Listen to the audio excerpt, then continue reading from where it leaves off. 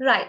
So as the third type of value model, let's look at what is a value network. So a value network is a business mediating between members of a market. So there is some sort of mediation going on between participants within the market, which is referred to as a value network, right? So there are four major components of a value network. What are they? There is an organization that provides the services, and there is a customer, or there are customers or users within this network, and there are services enabling interaction between the customers or users, right? Also, as the fourth component, there are contracts that permit customers or users access to the services, right? So organization එකක් ඉන්නවා මේ services provide කරන network එකේ ඉන්නවා customers ලා, මේ network එකේ customers ලා නැත්නම් users ලා ඉන්නවා. customers ලා සහ users ලා අතර services enable කරන්න, එහෙම නැත්නම් යාළ අතර අන්තර් සම්බන්ධතාවය enable කරන්න services තියෙනවා. ඊට පස්සේ contracts operate වෙනවා මේ setting එක ඇතුලේ customers ලා හෝ users ලාට එයාලට ඕනේ services වලට access වෙන්න facilitate කරන විදිහේ contracts, agreements. So it is termed as a value network because the network itself creates value for business controlling or operating the network, right? So these value networks have the ability of creating value for the businesses that control or operate the network itself. So let's look at the figure 2.9, which shows a general model of a value network. Right. So when looking at this diagram, we can see there is a particular organization here, and there is a user group is here, and also a user group here. Then there are contracts that are being made within this organization and these users, right? And also certain services being exchanged between these users, right? So this is the setup of a value network, and it creates value to these involved parties. That is why we call it a value network, right?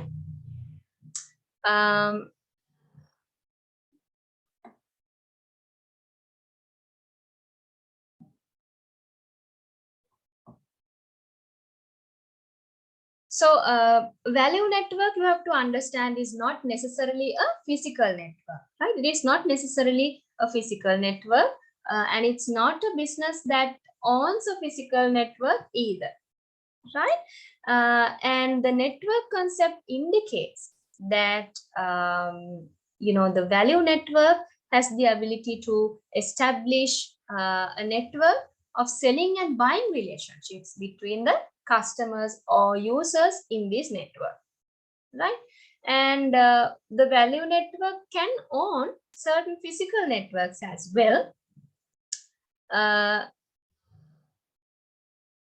For example, telecommunication networks, right? For example, telecommunication networks, and such ownership, however, is not necessary or essential for the existence of a value network either. The value network එකට physical ownership එකක් තියෙන්න පුළුවන් network එකකට, right? Telecommunication network එකක් වගේ own කරන්න පුළුවන් value network එකකින්. නමුත් ඒක හැමතිස්සෙම necessary නැහැ value network එකක existence එක.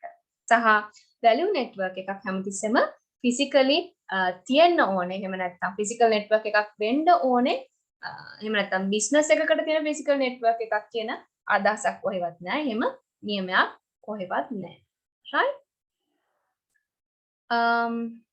Then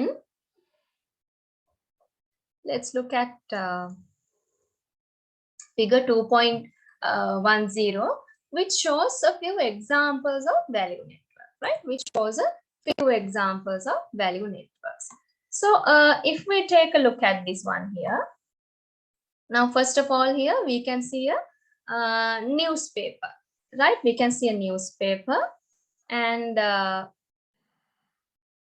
can you try to comprehend what might be going inside this relationship, right? So there is newspaper which mediates between the readers of the newspaper, and also merchants which advertise the newspaper, right? Newspaper which mediates the relationship between these people, right? Then there is a picture of a bank which mediates the relationship between deposit holders and the loaners.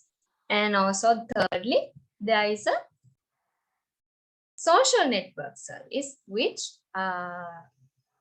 mediates the relationship between peers, right? Like-minded people, friends. And also stockbroker mediating relationships between buyers and sellers. So these are all examples for value network, and you can understand that value is being created within each of these network for the participants in the network, right? For example, it's a social network service. All the peers participating in the social network service are benefited because of the network. The more users get gathered in the network, the more beneficial it is, because there are more interactions, more ideas, right? Happening within the network, so that the value of the network grows gradually, right? So that is about value networks. So examples of value network companies among the top 5 companies in the world according to market cap include Facebook, Amazon, and Google. So these companies are giant players in the world who are good examples of value networks, right? So the next point says networks often produce goods that are not stored but consumed immediately. So the type of goods produced within these types of value network are not stored, however they are consumed immediately. So that is true, no? Now if we look at these types of examples, the newspaper which produces, now consider a digital setting, right? Consider a digital economy. So this is consumed immediately, and in a bank, whatever the transaction or whatever the service that you want to obtain out of the bank, you get the service immediately. There is no further storage of it, no? Same with the social network, right? So likewise, there is a most of the time no storage of these goods, but they are being consumed then and there. And the value network, like we mentioned earlier, can offer mutual benefits to the members in the network. And this is the idea behind the clubs of different kinds. There are different types of societies and clubs that you may also be a part of. Even in the, for example, in the university, maybe you are a part of the Gavel Club, maybe you are a part of the Rotaract Club, right? So these types of clubs, the more members gather, the bigger the benefit that you can get, right? So that is the speciality of value networks, right? So with that, we are concluding the next subtopic we had in this lesson, value models. So we talked about 3 types of value models. We talked about value chain, we talked about value shop, and we talked about value network. Next, we are moving on to the other subtopic that we are supposed to discuss today, and that is multi-sided platforms. Multi-sided platforms, right? So maybe this is also perhaps a new concept to all of you, or at least some of you, right?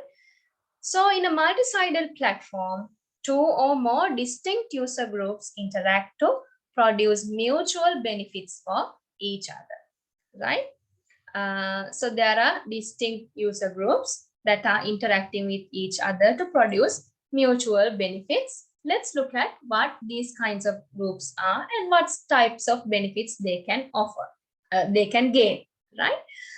In many practical cases, there are just 2 groups, in which case the multi-sided platform becomes a 2-sided platform. So although we say that this is a multi-sided platform, in the real world, what we mostly observe is that these multi-sided platforms consist of just two major components, two major sides, right? So therefore, two-sided platforms is what we mostly observe, right? So the multi-sided platform is one of the most profitable innovations in the digital economy, right? Also mostly observed profitable digital economy, profitable ventures, profitable, platforms in the digital economy. Some of the largest companies in the digital economy base their business models on an MSP, including Google, Facebook, and eBay. So you see here, these kinds of giants are also basing their business on these kinds of platforms, right? So earlier we saw that these kinds of companies are a part of value networks as well. So can you see that these giant companies, they are a part of a network system, network model, a common platform shared with a lot of people, right? So these kinds of observations will also help you gain an understanding about the nature of the companies operating within digital economy environment, right?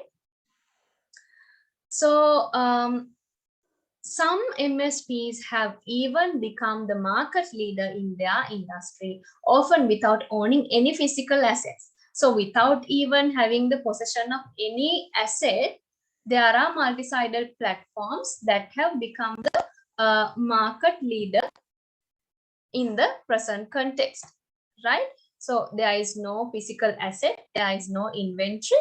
However, they have become the market leader, right? So there are so many examples for cases like that, right? So take a moment to think what sort of companies could these be like, in addition to these giants like Facebook and Google. What other companies might be in this kind of setting, right? Then still, there are huge potentials for an expansion of MSPs in many businesses and industry sectors, as well as public domains. Obviously, it is self-explanatory. There is more room to further grow and explore. So let's take a look at more about multi-sided platforms. In the next table, we are going to look at a few examples of multi-sided platforms or MSPs. There are two main types of MSPs, digital and tangible MSPs, right? Digital MSPs mediate the exchange of digital goods and services, while tangible MSPs mediate the exchange of physical goods and non-digital services. So let's look at the table 2.2. So here are examples of MSPs. This is the type of business and the types of user groups that are engaging within this platform. If we take the New York Times newspaper, the famous newspaper, there are readers and advertisers found in the group. Then if we take the eBay auction site, it is a marketplace, no? Electronic marketplace. Sellers and buyers converge with each other. Facebook, there are many users and advertisers who are coming together to obtain social networking services. Then Uber, once again, a very familiar example to all of you. Sharing services, no? Sharing services, where drivers and passengers share the service. Then Airbnb, once again, a sharing service where the hosts and guests get to exchange value.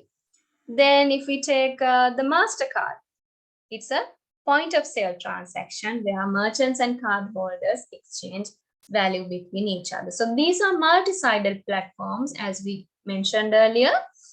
Two or more distinct user groups interact to produce mutual benefits for each other, right? You also can think of other examples which might come under these categories, right? Okay, so network effects, which we are going to discuss in the next section. Network effects play an essential role in MSPs, as illustrated in figure 2.11, right? So in this particular figure, you can see right? So we are going to talk about network effects in detail in the forthcoming slide. There is a multi-sided platform here. There is a user group, two user groups here, and there are network effects which occur between these parties, right? Sometimes within the same user group, there are network effects, right? So what is a network effect, first of all? What do you think of a network effect? Network effect is a characteristic which is inherent to these types of digital economies and network economies, right?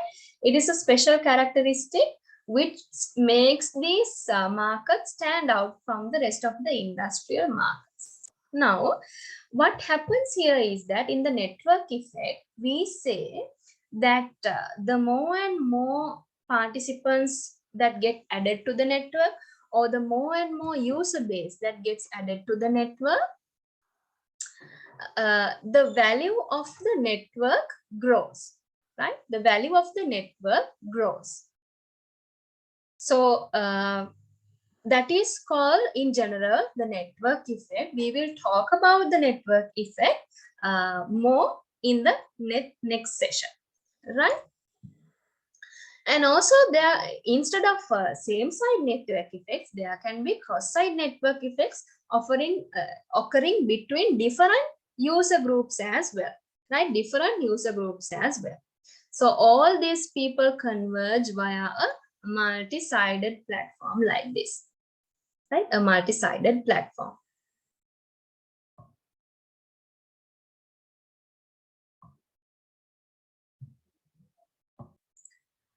Right. So next, in the next section, let's look at this network effects and positive feedback. And on the next day, let's conclude this lesson, chapter 2, on the fundamentals of a digital economy, right? All right, then I hope you all are okay with the content that we discussed today so far. So if there are any doubts, you can always contact us, and also you can the benefit of these recordings is that you can refer to these recordings again and again when there is a doubt, not like when you are in the physical lecture. So so there are pros and cons in the settings, we know, but let's try to manage with the current setting as much as possible until things get better. So with that, for today, I will call it a day. And on the next day, we have a few more slides to complete. And after that, let's start the next lesson, chapter number 3, right?